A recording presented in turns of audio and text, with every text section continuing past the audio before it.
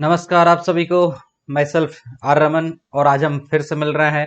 Differential equation हम पढ़ रहे थे और सिंस आपको मालूम है जैसे कि जेई के जो है एग्जाम फॉर्म्स जो है फिल होने लग गए हैं, तो आप जाकर एग्जाम फॉर्म फिल कर दीजिए। या जाने की जरूरत नहीं है, घर बैठकर भी आप कर सकते हैं, कोई टेंशन वाली बात नहीं है। ठीक है, तो डिफरेंशियल इक्वेशन हमने बहुत सारा पढ़ लिया था। ओके, और हम लगभग लास्ट फेज पे चल रहे थे और प्रैक्टिस प्रॉब्लम्स हमें करनी थी। ओके, तो जहां तक हमने पढ़ लिया था वो हम ब्रीफ में देख लेते हैं। हमने क्या क्या पढ़ा था।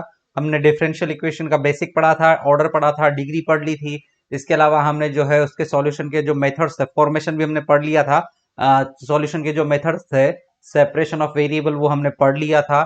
उसके अलावा और क्या क्या पढ़ लिया था हमने? उसके अलावा हमने होमोजीनियस इक्वेशन पढ़ ली थी। ओके, उसके अलावा हमने लीनियर डिफरेंशियल इक्वेशन भी पढ़ ली थी। अब कुछ एक चीजें हमारे पास जो बची है बेसिक में, मतलब थोड़ी सी जो वो हमें देख लेनी है। एक टॉपिक तो एक ही हमारा लगभग बचा है, उसके बाद हमारी ओनली प्रैक्टिस प्रॉब्लम्स जो है बची हुई है। तो प्रॉब्लम टॉपिक क्या है हमारा? Initial value problems. एक्चुअली ये भी लगभग हमने देख ली है, बट होती क्या एक बार देख लेते हैं। Initial value problem, it is clear by it's name, ये इसके नाम से ही क्लियर है। नेम में ही क्या है? इनिशियल। ओके, ओके, तो इनिशियल अगर नेम में ही है तो सिंपल सा इनिशियल मतलब शुरुआत यानी प्रारंभ। ओके, जब स्टार्ट कर रहे हैं तो देखिए होना क्या है, ज्यादा कुछ नहीं होना जाना है, सिर्फ छोटा सा कॉन्सेप्ट है और बहुत इजी, इजीली समझ में आएगा और इजीली आप क्वेश्चन कर पाएंगे। और इसके क्वेश्चन ऑलरेडी कर चुके हैं, बट हो सकता है आपको पता नहीं लगा हो। ठीक है, तो देखिए क्या है डिफरेंशियल इक्वेशन में, इनिशियल वैल्यू प्रॉब्लम में। तो देखिए, differential equation with initial values or initial conditions is generally known as initial value problem। तो वो डिफरेंशियल वैल्यू इक्वेशन जिसमें जो कंडीशंस गिवन होती है, जिससे हम आर्बिट्री कांस्टेंट्स की वैल्यू फाइंड करते हैं, अगर वो कंडीशन इनिशियल वैल्यूज पर गिवन है, या उसको बोलेंगे initial conditions. Okay, initial values पर वो कंडीशंस गिवन है। ओके, तो उनको उस डिफरेंशियल इक्वेशन को हम क्या बोलेंगे? Initial value problem. अब देखिए इनिशियल वैल्यू पर मीनिंग क्या है? इसका मीनिंग ये है कि जो कंडीशंस गिवन होगी ओनली एक पॉइंट पर गिवन होगी। जैसे फॉर एग्जांपल आपके पास डिफरेंशियल इक्वेशन है, suppose d2y by D x square is equal to some zero. इस पर कंडीशन आपको गिवन है y of zero is equal to 1 and y dash of zero is equal to 1। Since आपको हमें ये पता होना चाहिए कि जो नंबर ऑफ कंडीशंस होती है किसी भी डिफरेंशियल इक्वेशन में पर्टिकुलर सॉल्यूशन फाइंड करने के लिए, हम जब सॉल्यूशन फाइंड करते हैं स्टार्टिंग में तो जनरल सॉल्यूशन फाइंड करते हैं, जिसमें क्या होता है, जनरल सॉल्यूशन जब हमें मिलता है तो उसमें क्या होता है, हमें आर्बिट्री कांस्टेंट्स मिलते हैं। और आर्बिट्री कांस्टेंट्स कितने मिलते हैं? उतने ही मिलते हैं जितना डिफरेंशियल इक्वेशन का ऑर्डर होता है। अब सिंस डिफरेंशियल इक्वेशन का जितना ऑर्डर होगा उतने ही आर्बिट्री कांस्टेंट होंगे, और जितने आर्बिट्री कांस्टेंट होंगे उनकी वैल्यू निकालने के लिए हमें उतनी ही कंडीशन की रिक्वायरमेंट है, क्योंकि उतनी कंडीशंस होगी तभी हमारे पास नंबर ऑफ इक्वेशंस बनेगी। उनको सॉल्व कर हम आर्बिट्री कांस्टेंट्स की वैल्यूज फाइंड करेंगे। अभी हम क्वेश्चन में सीखेंगे कैसे फाइंड करते हैं, डोंट वरी। ओके, तो नंबर ऑफ कंडीशंस कितनी गिवन होगी? जितने नंबर ऑफ जो है ऑर्डर है डिफरेंशियल इक्वेशन का। ओके, जितना ऑर्डर ऑफ डिफरेंशियल इक्वेशन है। ओके, और यहां पर नंबर ऑफ, ये वर्ड हम हटा देंगे, एक्चुअली ये टाइपिंग एरर हो गया है। This is the just order of differential equation. Okay, clear, और is equal to number of arbitrary constants in general solution. Okay, clear. अब सिंस जनरल सॉल्यूशन में नंबर ऑफ आर्बिट्री कांस्टेंट्स हो तब पता लगेगा जब हम सॉल्व कर चुके होंगे।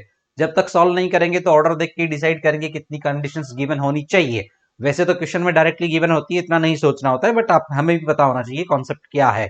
ओके, अब देखिए होना क्या है यहां पर, सिंस अगर दोनों कंडीशंस सेम पॉइंट पर गिवन है, सपोज यहां पर जीरो पर गिवन है, सिंस अगर 1 डिग्री की डिफरेंशियल इक्वेशन जैसे कि यहां पर एग्जांपल में गिवन है और y of zero is equal to -1 given है, तो यहां पर तो 1 डिग्री की एक ऑर्डर की डिफरेंशियल इक्वेशन है, तो एक ऑर्डर की तो एक ही कंडीशन गिवन होगी, और एक कंडीशन जब भी गिवन होगी ऑब्वियसली एक ही पॉइंट पर गिवन होगी, तो कुछ सोचना नहीं है।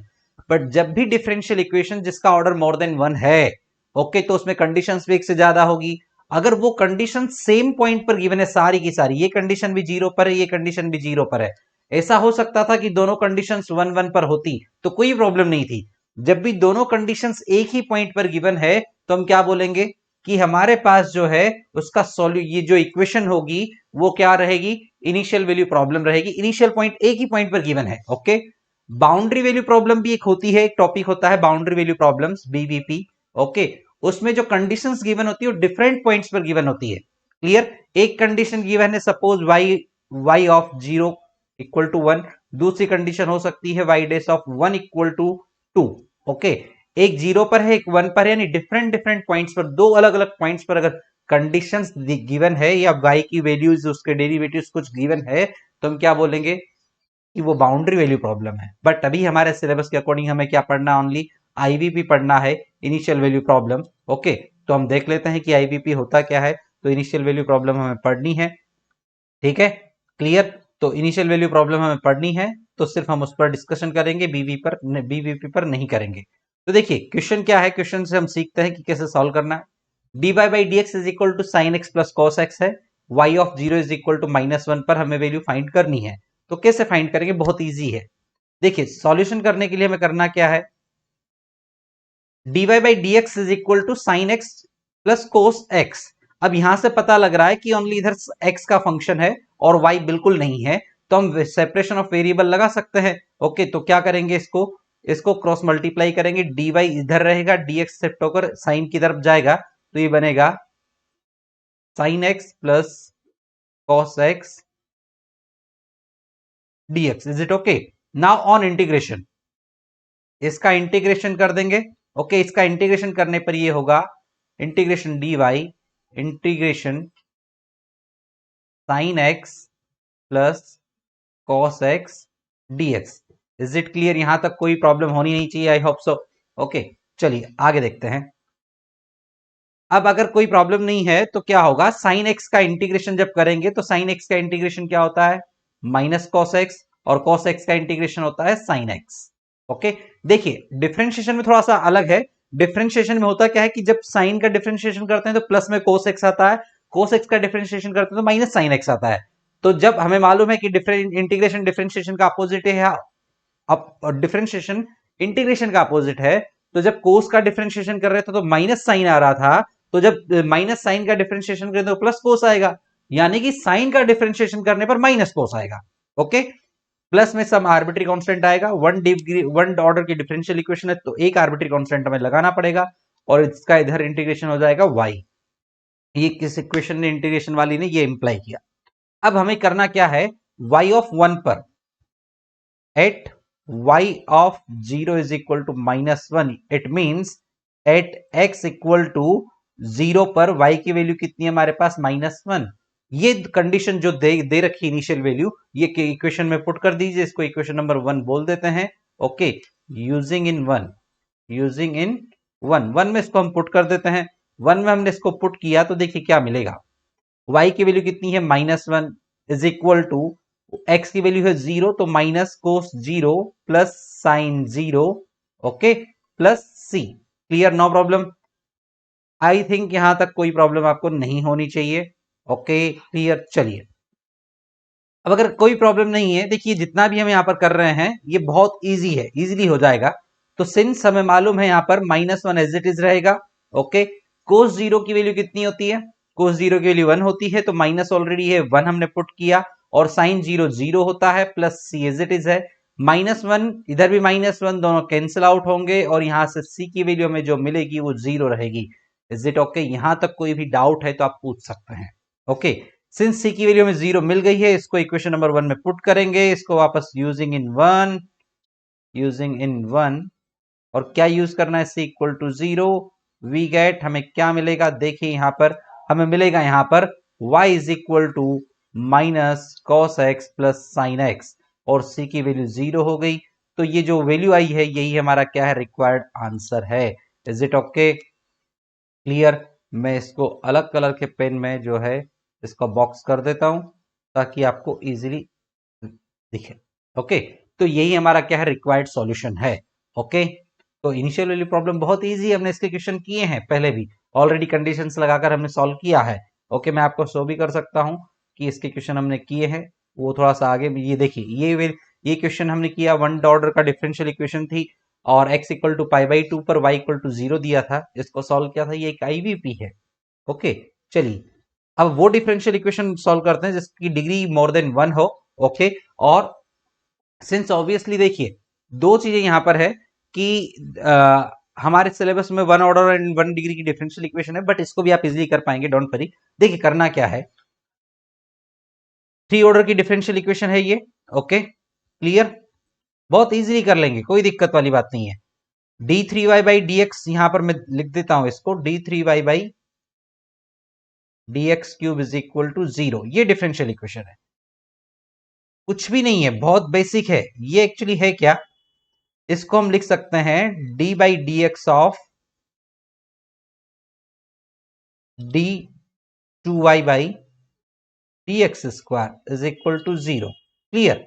अब करना क्या है, हम इसको इंटीग्रेट करेंगे, ओके। और इंटीग्रेट करने के लिए पहले हम क्या करते हैं, वेरिएबल सेपरेशन हमने सीखा था, ओके। तो यहां से हम इसको लिख सकते हैं कि डी ऑफ, इस dx को राइट हैंड साइड पर शिफ्ट करेंगे तो d of d two y by D x square is equal to 0।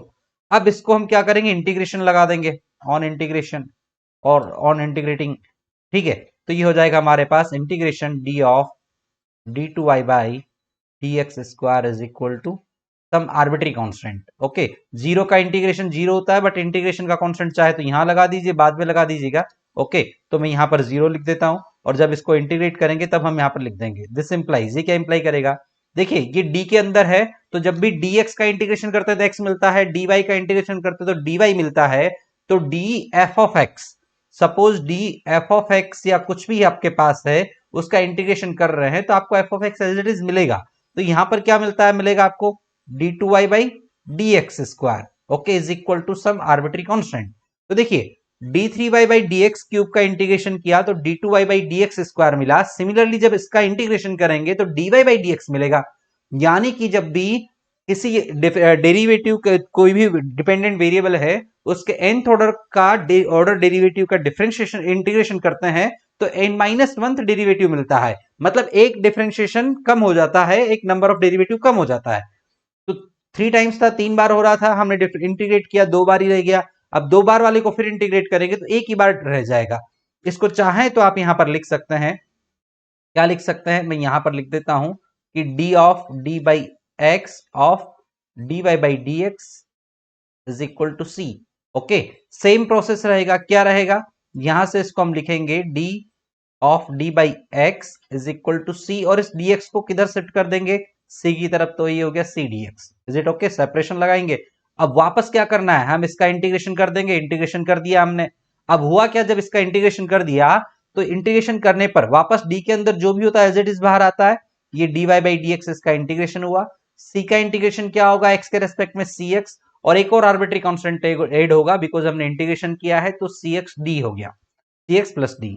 अब हमें क्या करना है, फिर हमें वैल्यू चाहिए किसकी, अब देखिए यहां पर ही वो डिफरेंशियल इक्वेशन बन गई जो 1 ऑर्डर की है, 1 डिग्री की है, ओके क्लियर है। अब देखिए अभी हमें क्या करना है, dy बाई डी एक्स है, हमें y चाहिए, तो इसका एक बार और इंटीग्रेशन करेंगे। अब सेपरेशन ऑफ वेरिएबल यहां पर लग रहा है कि नहीं लग रहा, डायरेक्टली लग रहा है। कैसे लग रहा है, ये लग रहा है हमारे पास कि इधर तो x का फंक्शन है ये, और इधर क्या है, y भी है और x भी है, तो dx को उधर शिफ्ट कर देंगे। तो यहां से हम क्या लिख सकते हैं, इसको हम लिख सकते हैं कि dy is equal to c x plus d into d x, is it okay.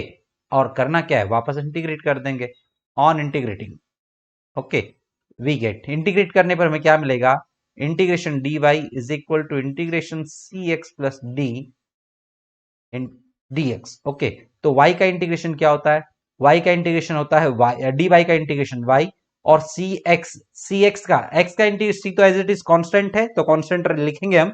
x का इंटीग्रेशन क्या होता है, एक्स स्क्वायर बाई 2, बच्चा बच्चा जानता है, हर गली का बच्चा जानता है, ओके क्लियर। तो x square by 2 plus D का होता है dx, और एक और आर्बिट्री कांस्टेंट आएगा, ए बी सी कुछ भी लिख दीजिए, कोई फर्क नहीं पड़ेगा। सपोज हमने ए लिख दिया, ओके, या ए बी सी डी लिखा है तो ई लिख दीजिए, पर ई से वो एक्सपोनेंशियल वाला कंफ्यूजन नहीं हो जाए तो ए लिख देते हैं, ठीक है।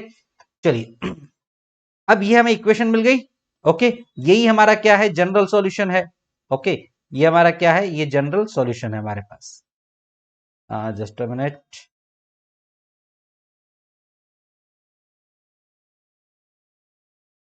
तो ये हमारे पास क्या है, ये जनरल सॉल्यूशन है, ये जनरल सॉल्यूशन हो गया।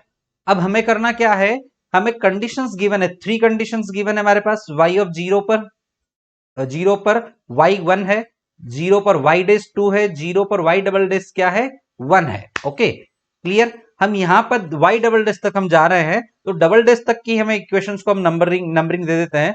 सपोज ये इक्वेशन नंबर 1 थी जो डिफरेंशियल इक्वेशन में गिवन थी, उससे हमें d2y by D x square is equal to c मिला था, ये इक्वेशन नंबर हमारे पास 2 है। उसके बाद हमें dy बाई डी एक्स मिला, इसको इक्वेशन नंबर 3 बोल देते हैं, और जो y मिला है इसको इक्वेशन नंबर 4 बोल देते हैं। ओके तो हम ये कंडीशंस अप्लाई करते हैं तीनों। अब देखिए हम पहले directly condition y of 0 equal to 1 यहां पर अप्लाई कर सकते हैं इक्वेशन नंबर 4 में, बट जैसे ही आप इक्वेशन नंबर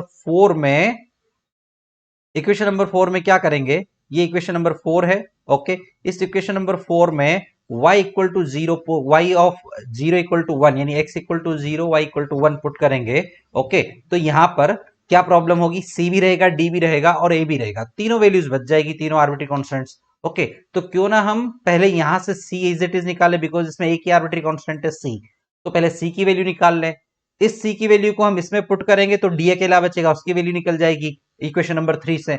जब c और d निकल जाएंगे तो दोनों की वैल्यू इक्वेशन नंबर 4 में पुट करेंगे तो अकेला a बचेगा, उसकी वैल्यू डायरेक्टली निकल जाएगी। तो हम क्या करते हैं, जो कंडीशंस गिवन है उसको 1 बाय 1 पुट करते हैं। तो देखिए कंडीशन क्या क्या है आपके पास, तो देखिए पुट करते हैं यहां पर 8 y of 0 is equal to 1।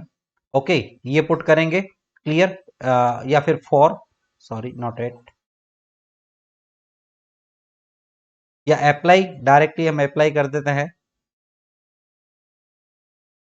Apply y of 0 is equal to 1, y of 0 is equal to 1 put कर अप्लाई करेंगे किसमें, सॉरी पहले हम अप्लाई करेंगे थर्ड वाली कंडीशन। ओके इसको मैं नंबरिंग दे देता हूं ताकि आपको कंफ्यूजन ना हो।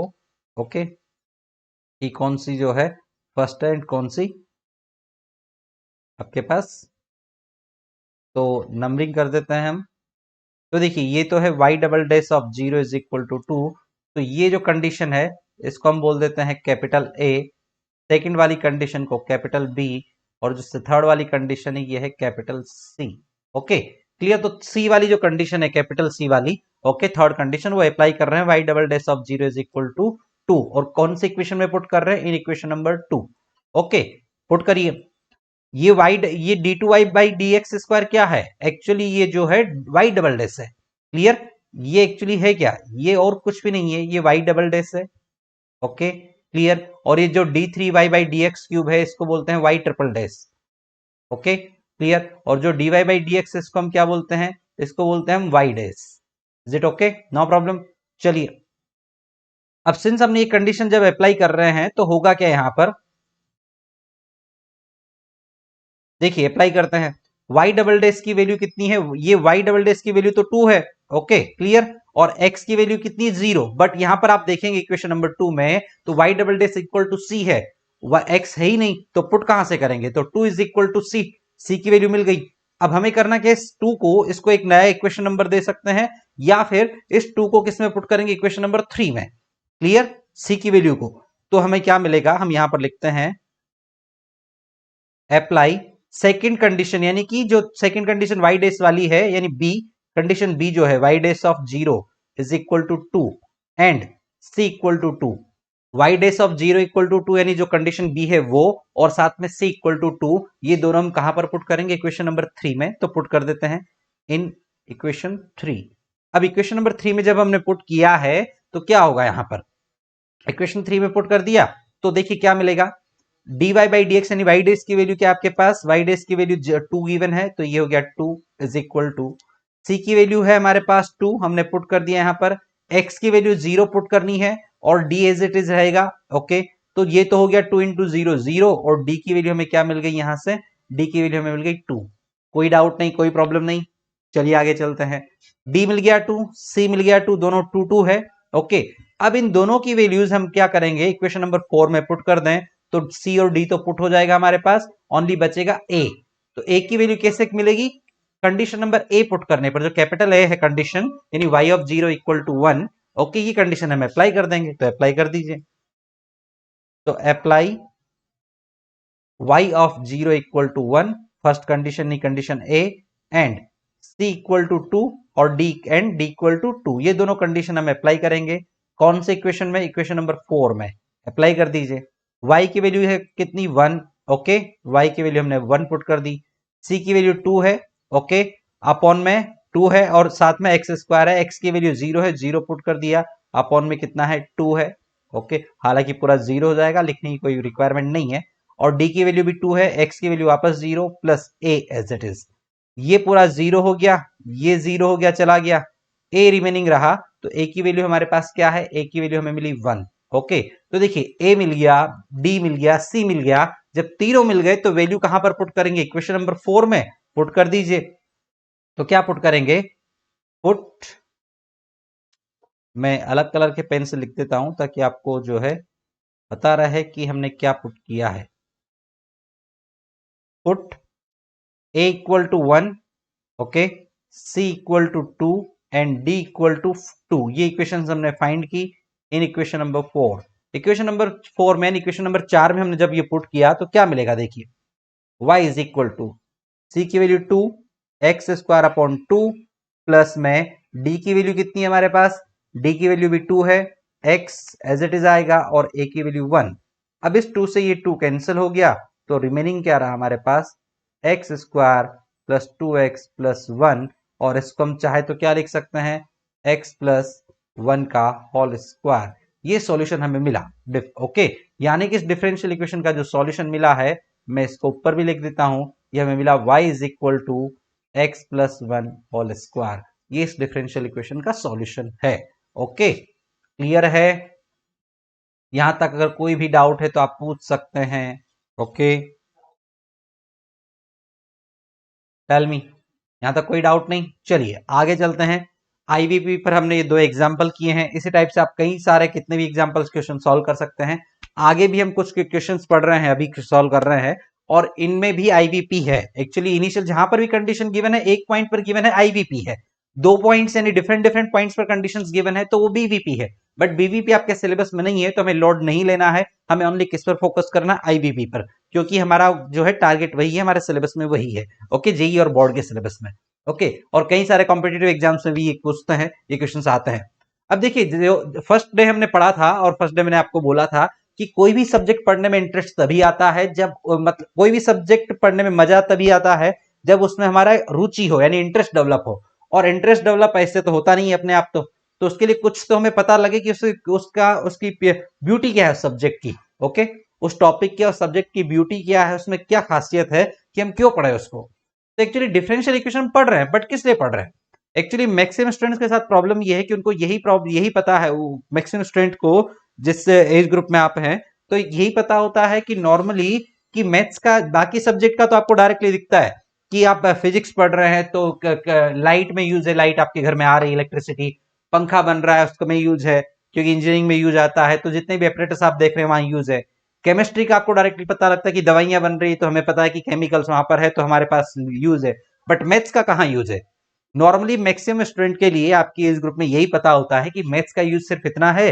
कि हम जो है अभी हम पढ़ रहे हैं, बाद में दूसरों को पढ़ाएंगे अगर टीचर बनते हैं तो, अभी हम पढ़ रहे हैं, बाद में अगर हम टीचर बनेंगे तो दूसरों को पढ़ाएंगे, या बेसिक यूज है कि हम जो है पैसे घर वाले देते हैं तो देख लेते हैं कितने दिए हैं, और कुछ हमारे पास है तो ऐड कर लेते हैं, माइनस सब्ट्रैक्शन मल्टीप्लिकेशन सब कर लेते हैं, बट डिफरेंशियल इक्वेशन वगैरह का क्या यूज है, एक्चुअली मैथ्स की हर एक चीज का यूज है, और इनका क्या यूज है मैंने आपको बताया था कि डिफरेंशियल इक्वेशन का बहुत वाइड यूज है, हर जगह यूज आती है, इंजीनियरिंग में तो आती है, साथ में जो है उसके अलावा मैंने आपको बोला था कि बायोलॉजी में यूज आता है, इंजीनियरिंग में है, इधर से आपके पास जो है बायोलॉजी में हो गया, इकोनॉमिक्स में हो गया, बैंकिंग वगैरह, इन सब में जो है डिफरेंशियल इक्वेशन का बहुत यूज है, फिजिक्स में है, केमिस्ट्री में है, उसके अलावा आपने फिजिक्स में तो देखा भी होगा, केमिस्ट्री में भी देखा होगा, ओके, आज हम बैंकिंग में भी देखेंगे कैसे यूज करते हैं, और भी कई सारी चीजें जनरल लाइफ में भी कैसे यूज आती है, कहां कहां पर हम इसका यूज करके प्रॉब्लम्स को सॉल्व कर सकते हैं वो हम देखेंगे, ठीक है, बायोलॉजी में यूज होता है, उसके अलावा एंथ्रोपोलॉजी में यूज होता है, हर जगह यूज होता है, ओके, तो देखिए कैसे है एप्लीकेशंस ऑफ डिफरेंशियल इक्वेशन, हमारा नया टॉपिक जो है अभी का वो क्या है, applications of differential equation, clear, तो देखिए एप्लीकेशन ऑफ डिफरेंशियल इक्वेशन क्या है, कैसे हम इसको सॉल्व करेंगे, क्लियर, तो देखिए एप्लीकेशन ऑफ डिफरेंशियल इक्वेशंस ये हमें देखना है, क्लियर, तो देखिए क्या है एप्लीकेशंस ऑफ डिफरेंशियल इक्वेशन, जब हम सॉल्व कर रहे हैं तो फर्स्ट क्वेश्चन हमारे पास है इन अ बैंक, ओके, क्लियर, क्या गिवन है, इन अ बैंक, एक बैंक में क्या बोला गया है कि principal increases continuously at the rate of 5% per year. Okay, clear. Principal amount देखिए, जो बैंक है उसमें जो प्रिंसिपल अमाउंट है वो 5% पर ईयर की रेट से इंक्रीज होता है।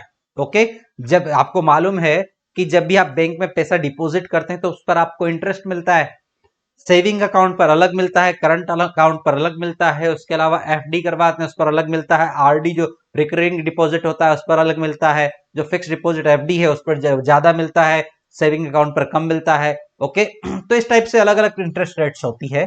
तो हमें ये बोला गया है, हमें ये नहीं बताया कि सेविंग अकाउंट है कि आपका जो है एफडी है, उससे हमें फिलहाल कोई मतलब नहीं है। हमें सिर्फ इतना बोला गया है कि अगर आप कोई अमाउंट जो है बैंक में रखते हैं, बैंक में आपने डिपॉजिट करवाया, तो उस पर इंटरेस्ट रेट जो है वो 5% है पर ईयर। यानी कि देखिए यही तो बोला है, प्रिंसिपल इंक्रीज होता है कंटिन्यूअसली 5% पर ईयर से, यानी कि 5% पर ईयर उस पर क्या है, इंटरेस्ट रेट है, जो हर साल आपको मिलेगी कंटिन्यूअसली, कोई चेंज नहीं है इंटरेस्ट रेट में।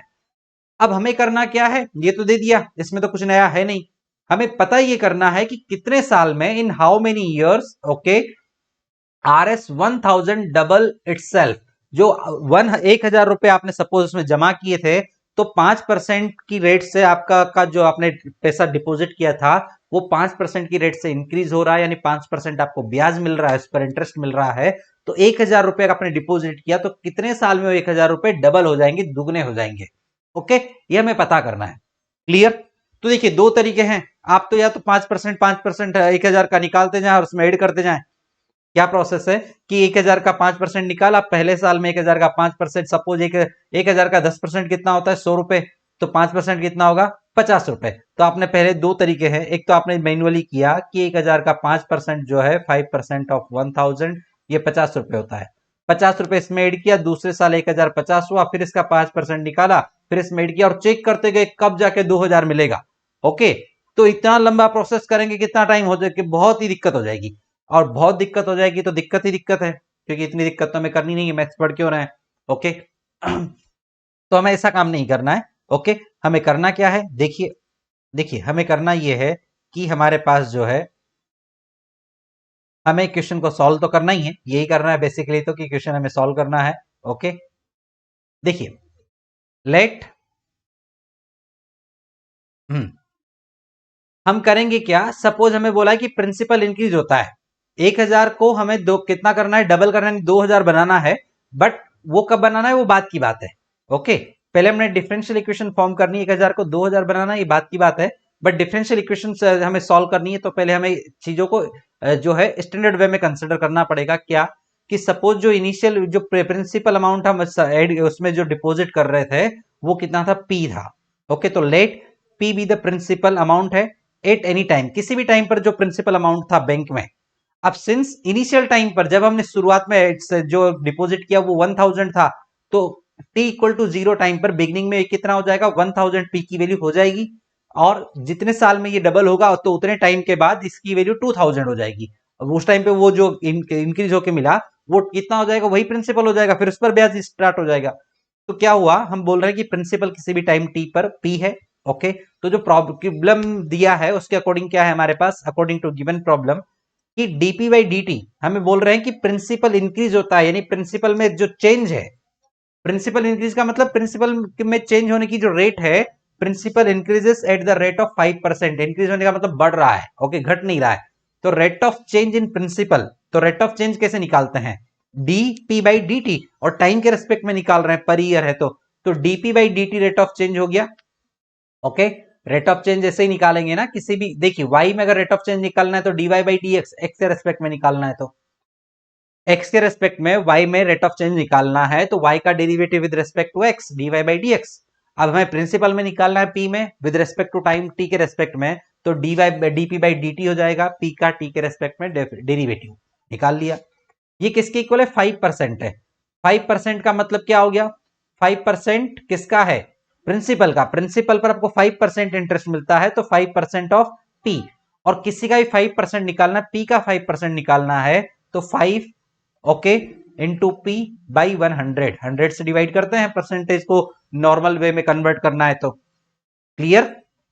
ओके, 5% को नॉर्मली आपको लिखना है, तो कितना हो गया, 5/100 इंटू पी, अब इस 5 से 100 जो है 20 टाइम्स कैंसिल होगा। ओके, ये अपॉन नहीं है। ओके, मैं यहां से इसको इस साइन को हटा देता हूं। 20 टाइम्स से कैंसिल आउट हुआ। Okay, clear.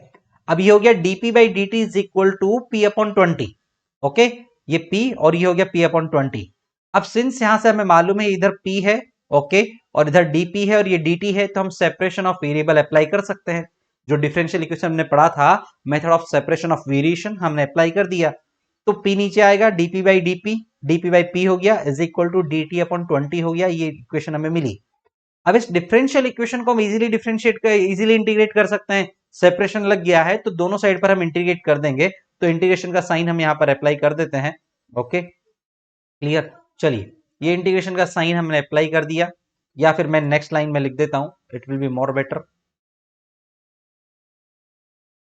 तो चलिए देखिए, इंटीग्रेशन dp बाई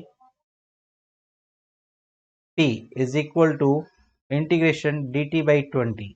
ओके, तो देखिए 1 अपॉन p का इंटीग्रेशन log p होगा, dt का इंटीग्रेशन t होता है, अपॉन में 20 है, प्लस में आर्बिट्री कांस्टेंट लग गया c।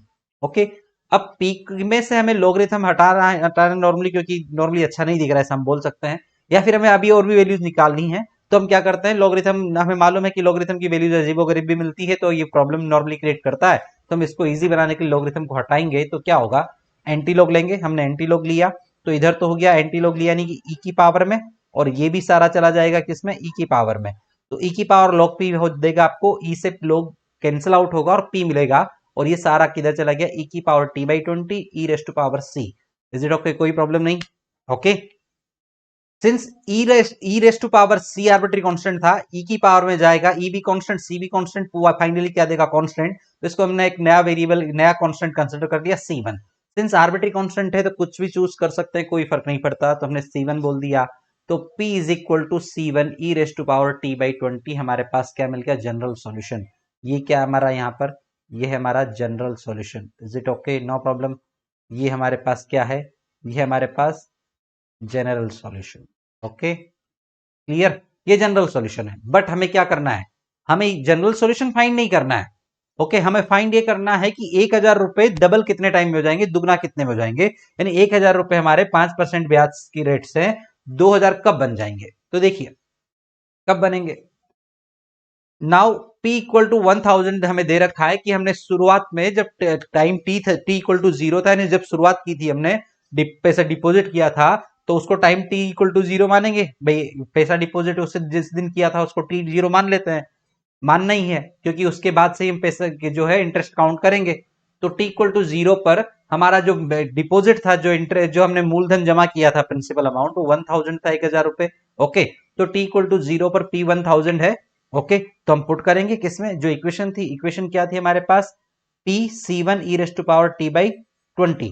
तो देखिए ये हमारे पास इक्वेशन थी, p equal to c1 e raise to power t by 20। तो p कितना हो गया हमारा 1000।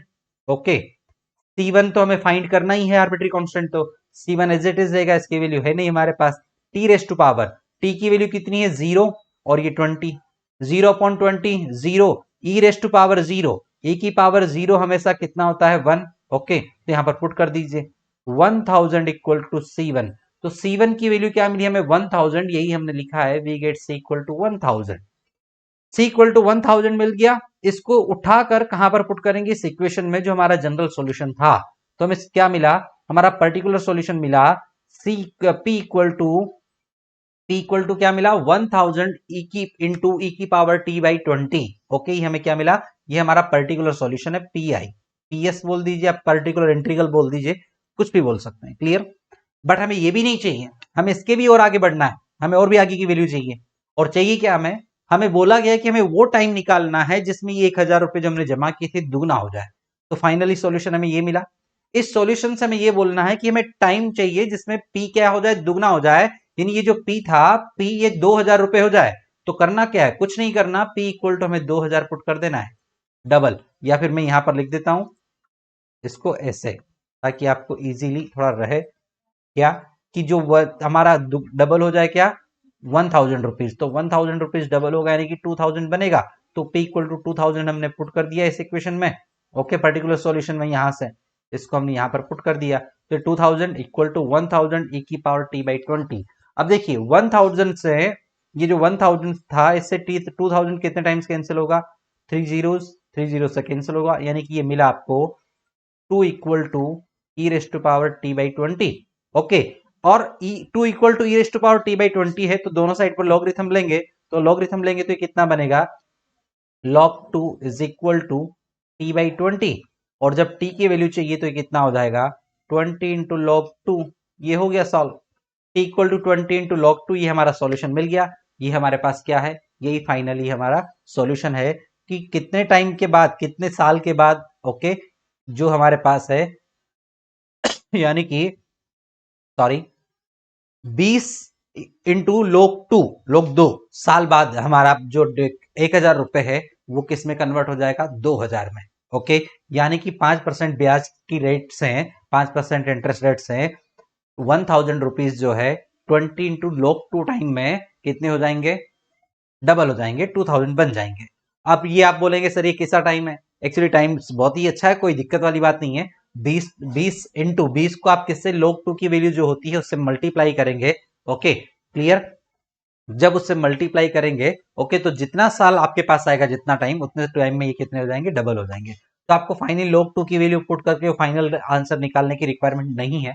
हाँ, अगर पॉइंट्स में, जैसे कि ऑब्जेक्टिव क्वेश्चन है आपके पास और उसमें दिया है पॉइंट्स में, तो वो हमें निकालना पड़ेगा फिर जब हम अभी प्रॉब्लम्स करेंगे और भी क्वेश्चन हम लेंगे, ओके, आपके जेई के, बोर्ड्स के वगैरह के, तो वहां पर हम देखेंगे कैसे हम सॉल्व करेंगे, और पॉइंट्स में भी निकालना पड़ेगा तो हम निकालेंगे। ठीक है, यहाँ पर log 2 की वैल्यू आप पुट करेंगे, मल्टीप्लाई करेंगे 20 से, फाइनल आंसर आपको वो मिल जाएगा। क्लियर, चलिए आगे प्रोसीड करते हैं। आगे एक और क्वेश्चन हम यहाँ पर देखते हैं, एप्लीकेशन पार्ट ही। तो देखिए देखिए क्या किस टाइप से दे रखा है, अभी आपको समझ में आएगा कि what is the beauty of mathematics. Okay, और डिफरेंशियल इक्वेशन में क्या क्या हम पढ़ सकते हैं, क्या हम कर सकते हैं, और भी कई सारी चीजें हैं, हम ओनली कुछ यहाँ पर हमारी लिमिटेशंस है, और इसके अलावा जो हम प्रैक्टिस प्रॉब्लम सेशंस लेंगे उसमें हम करेंगे। तो देखिए क्या है, surface area of a spherical balloon. Okay, हमें क्या दिया है कि surface area of a spherical balloon, एक बलून है और स्पेरिकल है, हमें मालूम के चलिए कि वो स्पेरिकल है, एक गोले जैसा है। हालांकि हमें मालूम है कि बलून जो होता है थोड़ा सा हल्का सा गोला जैसा नहीं होता, कुछ अलग ही डिजाइन इसका होता है। हालांकि अलग अलग टाइप के आते हैं, सपोज बलून वही मान लीजिए जो ऊपर उड़ता रहता है आकाश में, आपने देखा होगा, स्पेरिकल भी होता है, या फुटबॉल जैसा मान लीजिए। ओके, तो बलून है spherical. Okay, balloon being inflated changes at a constant rate. Okay, एक स्पेरिकल बलून है आपके पास। ओके, उसके जो सरफेस एरिया है वो क्या हो रहा है, वो चेंज हो रहा है कांस्टेंट रेट से। ओके, इफ इनिशियली, शुरुआत में क्या है, इट्स रेडियस इज 3, शुरुआत में उसकी रेडियस 3 यूनिट थी, एंड आफ्टर 2 सेकेंड, शुरुआत यानी कि क्या हो गया, t इक्वल टू 0 टाइम पर उसकी रेडियस r जो थी वो कितनी थी, 3 थी। ओके, आफ्टर 2 सेकेंड्स, 2 सेकेंड के बाद उसकी रेडियस कितनी हो गई, after 2 seconds it is 5 unit. After 2 second यानी कि t इक्वल टू 2 पर उसकी जो रेडियस है वो कितनी हो गई, 5 यूनिट्स हो गई। हमें क्या फाइंड करना है, find the radius after t seconds, हमें t सेकेंड्स के बाद उसकी रेडियस फाइंड करनी है। ओके, यानी कि r की वैल्यू हमें चाहिए एट जनरल टाइम t पर। क्लियर, तो हमें क्या दे रखा है, स्पेरिकल जो बलून यानी जो गोला है, स्फेयर है, उसका सरफेस एरिया चेंज हो रहा है। तो सरफेस एरिया चेंज हो रहा है तो हमें क्या करना पड़ेगा, पहले सरफेस एरिया कंसिडर करना पड़ेगा, और उसके पहले सरफेस एरिया का फॉर्मूला क्या होता है, कि यानी कि जो बलून है यानी गोला जो होता है उसका स्फेयर जो है उसका सरफेस एरिया कितना होता है, 4 पाई आर स्क्वायर। तो पहले आर डिफाइन करना पड़ेगा, तो हमने लिखा कि let r be the radius of surface of the balloon। Okay, and s क्या है हमारे पास, सरफेस एरिया है किसका, बलून का, एट एनी टाइम, किसी भी जनरल टाइम t पर। ओके, हमें r तो फाइंड करना ही है कि रेडियस कितनी है होगी उसकी, बट हमने r कंसिडर करना तो पड़ेगा, लिखना पड़ेगा कि r रेडियस है, s सरफेस एरिया है, अगर आप एकेडमिक पेपर दे रहे हैं तो। ओके, जब बोर्ड का पेपर दे रहे हैं तो, और जब जेई का दे रहे हैं तो ऑब्वियसली आपको लिखना नहीं है, कोई कॉम्पिटेटिव एग्जाम दे रहे हैं तो आपको इतना सब कुछ नहीं लिखना, शॉर्ट में क्वेश्चन करना है क्योंकि टाइम नहीं होता। तो देखिए s equal to 4 pi r square हो गया हमारे पास। ओके, ये हमारे पास क्या होता है, सरफेस एरिया, उसका पृष्ठीय क्षेत्रफल होता है किसका, गोले का। अब हमें करना क्या है, ये हमें दे रखा है तो हम क्या करेंगे, सिर्फ इतना गिवन है और ये कंडीशंस दे रखी है, दोनों कंडीशंस।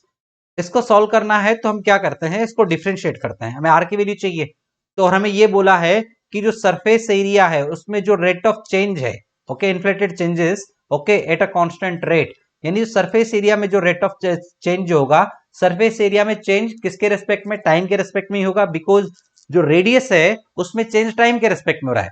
रेडियस पहले क्या थी, 3 यूनिट थी, अब 2 सेकंड के बाद 5 यूनिट हो गई। तो जैसे ही एरिया चेंज होगा, रेडियस चेंज होगी, तो उसका सरफेस एरिया भी क्या होगा, चेंज होगा। होगा कि नहीं होगा, होगा ना।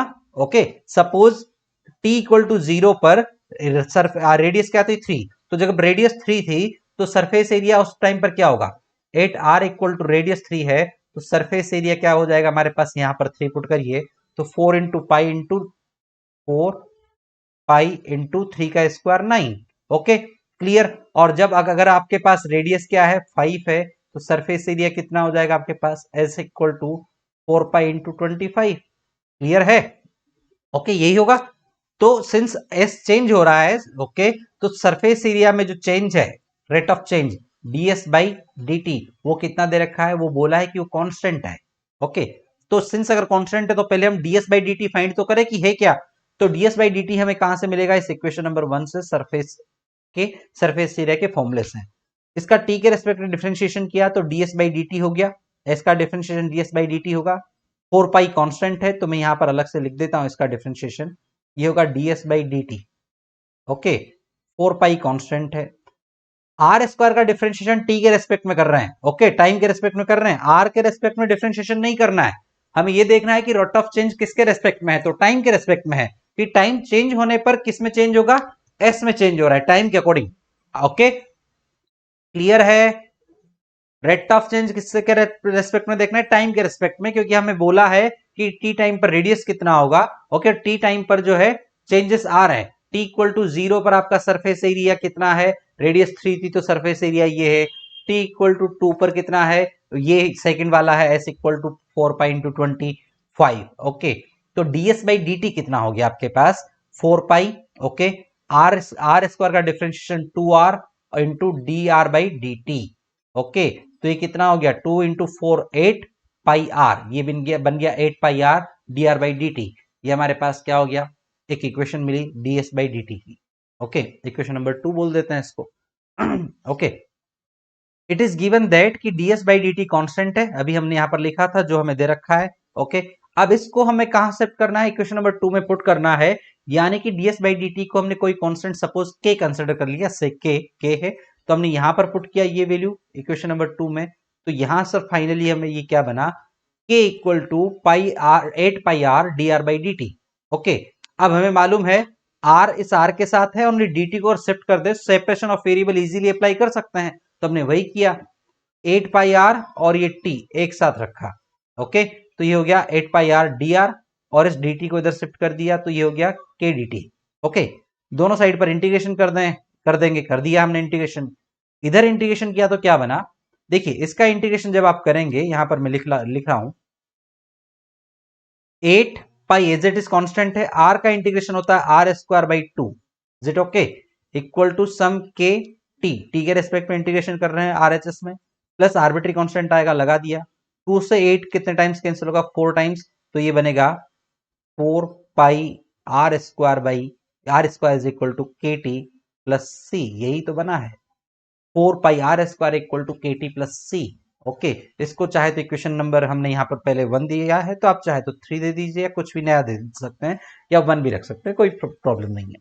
ओके, क्लियर, ये हमें सॉल्यूशन मिला। अब सिंस अभी हमारे पास सी नहीं मिला, अब यहां पर देखिए अब दो चीजें हैं, ये जो डिफरेंशियल इक्वेशन थी हमारे पास ds by d t equal to 8 pi r d r by d t, ये होने में तो 1 डिग्री की डिफरेंशियल इक्वेशन है, क्लियर है, ये क्या है होने में तो, या फिर इस डिफरेंशियल इक्वेशन की बात करें तो होने में तो 1 डिग्री की differential equation, sorry 1 order, degree तो 1 है ही सही, 1 ऑर्डर की डिफरेंशियल इक्वेशन है। ओके, तो आर्बिट्री कांस्टेंट जब हमने यहां पर इंटीग्रेशन किया तो एक ही आर्बिट्री कांस्टेंट आया, कोई प्रॉब्लम नहीं है। तो ये आर्बिट्री कांस्टेंट एक जो हमारे पास अगर कंडीशन होगी तो उससे निकल जाएगा, प्रॉब्लम नहीं है। बट एक प्रॉब्लम यहां पर ये है कि जो हमने ये के था ये भी एक कांस्टेंट है। ओके, हालांकि आर्बिट्री नहीं, इससे बोला है कि एक कांस्टेंट ds जो रेट ऑफ चेंज है वो कांस्टेंट है, तो ये कुछ ना कुछ होगी, सपोज ये गिवन है के, बट इसकी वैल्यू हमें फाइंड करनी है, बिकॉज कांस्टेंट तो है, कांस्टेंट है तो वैल्यू भी फाइंड करनी है, तो इसके लिए एक और कंडीशन चाहिए होगी। ऑलरेडी हमें दो कंडीशंस गिवन है। ओके, दो कंडीशंस गिवन है तो हम उसका यूज करते हैं। ओके, अदरवाइज ऑर्डर के अकॉर्डिंग अगर आप देखेंगे डिफरेंशियल इक्वेशन के ऑर्डर के अकॉर्डिंग, तो एक कंडीशन सफिशिएंट है, बट एक और एक्स्ट्रा कंडीशन कांस्टेंट हमें दिया है, तो उसके लिए एक और कंडीशन हमें गिवन है, तब जाके हम उसको निकाल सकते हैं, और दे रखी है, कोई प्रॉब्लम ही नहीं है। तो हमें क्या दे रखा है, t इक्वल टू 0 पर रेडियस कितनी है 3, वैल्यू कहां पर पुट की हमने, इस वाले में, s is equal to 4 pi r square. Okay, तो s की वैल्यू हमें मिलेगी, बट यहां पर हमें करना क्या है, देखिए ध्यान से देखिएगा हमें क्या फाइंड करना है, हमें k और c की वैल्यूज फाइंड करनी है। तो यहां से तो हमने ये लिखा था, हमने बेसिकली लिख लिया, बट हमें वैल्यू कंडीशन फाइंड करना है k और c।